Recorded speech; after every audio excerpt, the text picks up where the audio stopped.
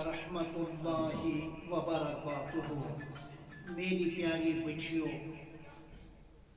मिल्लत इस्लामिया के इज़्ज़त और आबिरों, अपने ख़ानदान की नाक,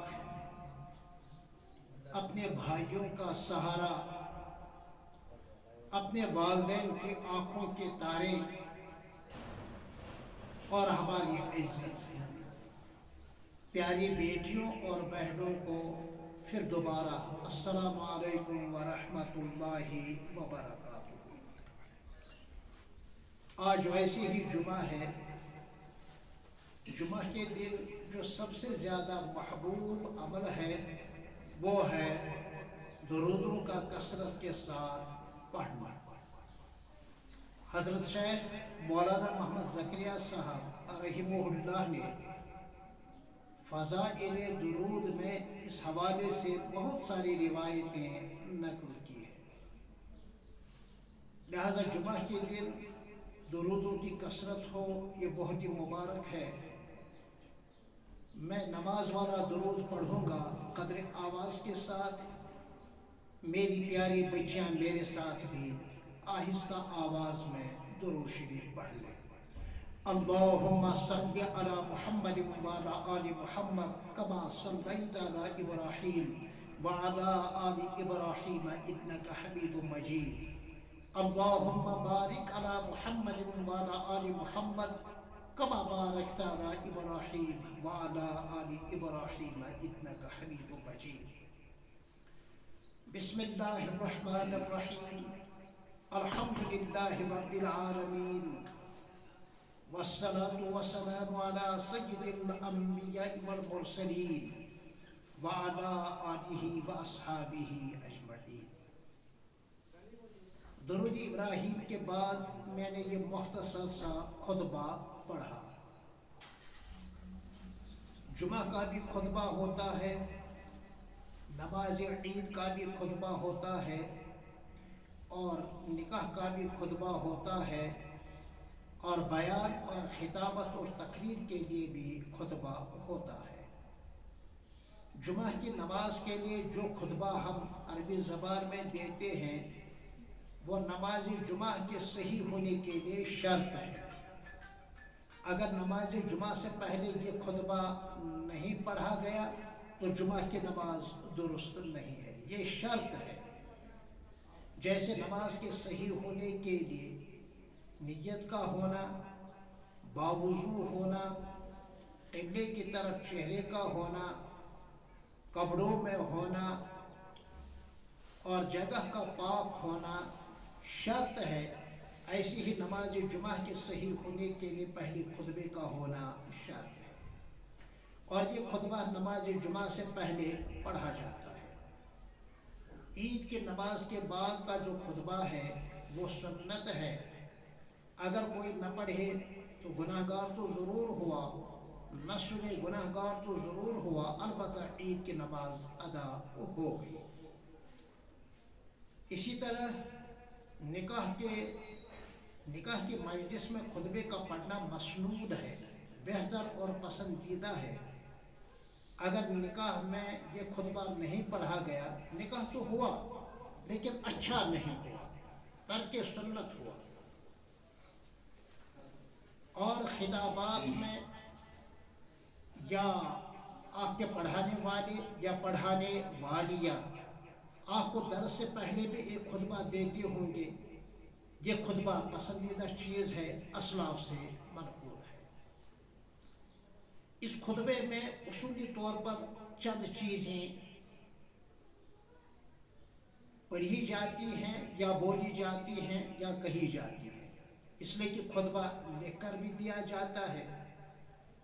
सबसे पहले अल्लाह ताला की हम्द और सना, उसकी तारीफ़ की जाती है और अल्लाह से अपने गुनाहों की माफ़ी मांगी जाती है। खुतबे का ये पहला जुज़ मेरी प्यारी बच्चियों बहुत ही अहम है। हम अल्लाह के बंदे हैं, हम अल्लाह के नबी के उम्मती हैं। दुनिया में किसी मकसद के लिए हमें भेजा गया है قرآن نے اس مقصد کو یوں بیان کیا ہے، وما خلقت الجن والانس الا لیعبدون، کہ ہم دنیا میں بندہ بن کر رہیں، اور یہ بندگی بغیر علم کے انسان کو حاصل نہیں ہو سکتا کہ اللہ کی مرضیات کیا ہیں جان کر ہی کر سکتے ہیں، اور اللہ کی نامرضیات کیا ہیں ان سے بچ کر ہی یہ ممکن ہے، اور اس جاننے کا نام علم ہے۔ آپ بچیوں کا تعلق گٹلی باغ ضلع گاندربل کی اس زرخیز علاقے میں ہے۔ مدرسے کا نام مفتاح العلوم چھانہار گٹلی باغ۔ آپ کی قسمت پر مجھے خود رشک آتا ہے، اور یقیناً قابل رشک ہیں آپ بچیاں، کس مادی دور میں، مادہ پرستی کے اس ماحول میں آپ نے دین کو ترجیح دی، آپ نے علم کو ترجیح دی، آپ نے شریعت کو ترجیح دی، آپ نے حیا اور شرم کو ترجیح دی، آپ نے پردہ اختیار کرنے کو ترجیح دی، آپ نے علم دین سیکھنے کو ترجیح دی۔ اس اعتبار سے آپ یقیناً بہت زیادہ قابل رشک ہیں، اور اگر اخلاص ہے تو مجھے لگتا ہے جنت کی حوریں بھی آپ کی قسمت پر رشک کرتی ہیں۔ جہاں چاروں طرف انسان صرف اپنے مفادات کے لیے کہتا ہے، اپنے مفادات کے لیے لکھتا ہے، اپنے مفادات کے لیے اٹھتا ہے، اپنے مفادات کے لیے اقدام کرتا ہے، وہاں اس گئے گزرے دور میں ملت کی چند بیٹیاں ایسی ہیں جو آخرت کے لیے دنیا کو چھوڑ دیتی ہیں، تو یقیناً آپ قابل رشک نہیں ہیں تو اور کیا ہے۔ بے دینی کے اس ماحول میں آپ دینداری کو ترجیح دیتے ہیں، آپ پھر قابل رشک نہیں ہیں تو اور کیا ہے۔ بے پردگی عام ہے، اور اپنے حسن اور جمال کا مظاہرہ کرنا یہ اس دور میں عورتوں کے لیے ایک عادت سی بن گئی ہے۔ آپ نے اس عادت بد کو ترک کر کے صحیح عادت کو اختیار کیا ہے اور پردے کے راستے کو اختیار کیا ہے، تو آپ کو ماشاءاللہ بہت ہی زیادہ قابل رشک ہے۔ تو اس خطبے کے پہلے جز میں اللہ تعالیٰ کی حمد و ثنا اور اپنے گناہوں پر ندامت کا اظہار کرتا ہے، اللہ کے ساتھ اپنی عقیدت کا اور اللہ کے ساتھ اپنی ابدیت کا اظہار کرتا ہے۔ یہ چیز ہمیں علم ہی دیتا ہے، اور یہ بہت بڑا سرمایہ ہے۔ سیکھا تو جاتا ہے کہ انسان بنے، سیکھا تو جاتا ہے کہ آدم آدمی بنے، آدمی کے اندر خدا پرستی، انسانیت دوستی اور آخرت پسندی کی جوہری صلاحیتیں پیدا ہوں، یہ علم ہی سے یہ چیزیں حاصل ہوتی ہیں۔ لہٰذا یہ آپ پر اللہ کا بڑا احسان ہے، اور آپ کو اللہ کا شکر کہنا چاہیے۔ تو اللہ تعالیٰ کے حمد و ثنا کا اعتراف اور اپنے گناہوں کا اظہار یہ بندگی ہے۔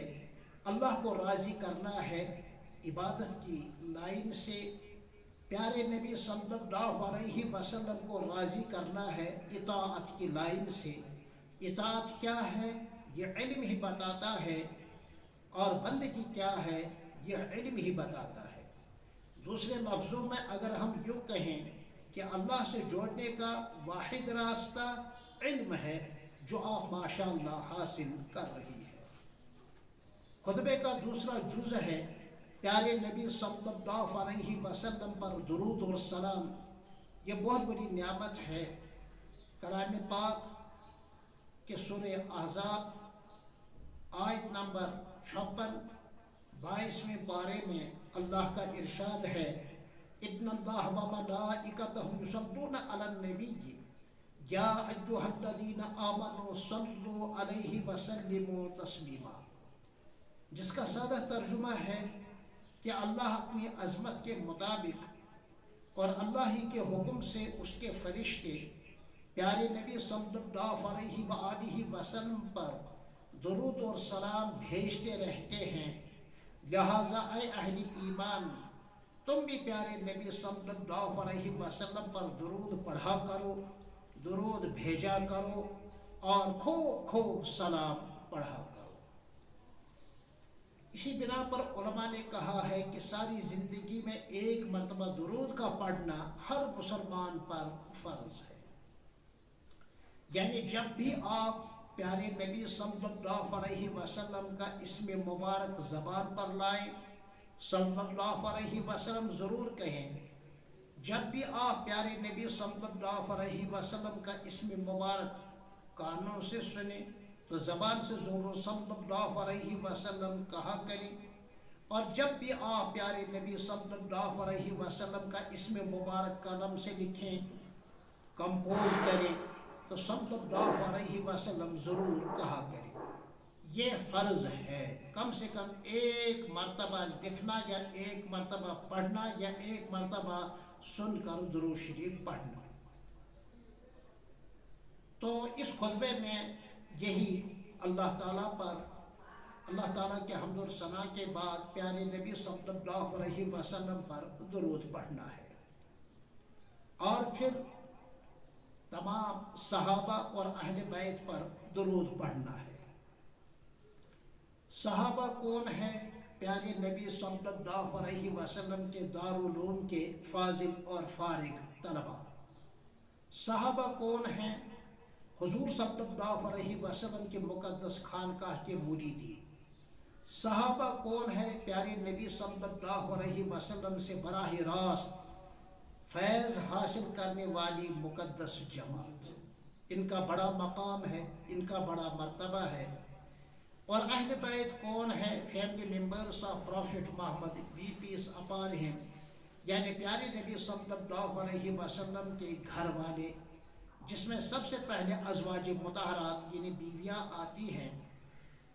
حضرت خدیجہ ہے، حضرت عائشہ ہے، حضرت حفصہ ہے، حضرت جویریہ ہے، حضرت ام سلمہ ہے، حضرت ام حبیبہ ہے، حضرت سودا ہے، حضرت زینب بنت جہش ہے، حضرت زینب بنت خزیمہ ہے، حضرت حفصہ ہے، اور دوسری ازواج مطہرات یہ اہل بیت ہیں۔ اسی طرح اہل بیت میں حضرت علی ہے، حضرت فاطمہ ہیں، حضرت حسن ہیں اور حضرت حسین ہیں رضی اللہ تعالی عنہم اجمعین۔ اسی طرح اہل بیت میں وہ بھی شامل ہیں جو حضور صلی اللہ علیہ وسلم کے نکاح کی نسبت سے رشتہ دار ہیں۔ صدیق اکبر نے اپنی بیٹی دی عائشہ، فاروق اعظم نے اپنی بیٹی دی حفصہ، نبی اکرم صلی اللہ علیہ وسلم کو نکاح میں تو کیا رشتہ ہوا آپ خود ہی سوچیں۔ حضرت عائشہ صدیقہ رضی اللہ تعالی، حضرت عثمان غنی رضی اللہ تعالی عنہ کو اپنی دو بیٹیاں نکاح میں دیں تو کیا رشتہ ہوا، اور حضرت علی کے نکاح میں حضرت فاطمہ تھی تو رشتہ کیسا ہے؟ تو یہ صدیق اکبر، فاروق اعظم، عثمان غنی، علی مرتضیٰ بھی اہل بیت میں سے ہے۔ حضرت ابو سفیان رضی اللہ تعالیٰ عنہ کی بیٹی یعنی حضرت امیر معاویہ رضی اللہ تعالیٰ عنہ کی بہن حضرت ام حبیبہ ہماری ماں ہے، یعنی زوج محترمہ ہے حضور صلی اللہ علیہ وسلم کی۔ اور اللہ تعالیٰ نے پیارے نبی صلی اللہ علیہ وسلم کی ازواج کو امت کی مائیں بتلائی ہیں، وَأَزْوَاجُهُ أُمَّهَاتُهُ، تو یہ اہل بیت ہے۔ تو درود اور سلام پیارے نبی صلی اللہ علیہ وسلم پر اور آپ کے پاک باز صحابہ پر اور آپ کے پاک باز اہل بیت پر۔ یہ میں نے خطبے کے حوالے سے مختصر سی بات کی۔ اب اس مختصر وقت میں بس ایک حدیث سر دست آپ کو سنانا چاہتا ہوں کہ آپ بچیوں کا تعلیمی نصاب بہت مختصر ہی ہوتا ہے۔ اصول تو یہی ہے، قانون تو یہی ہے، اور فطرت کا بھی تقاضا ہے۔ مثلا جب پیارے نبی صلی اللہ علیہ وسلم نے اپنی پیاری بیٹی حضرت فاطمہ الزہراء البتول رضی اللہ تعالی عنہ کی رخصتی حضرت علی رضی اللہ تعالی عنہ کے یہاں فرمائیں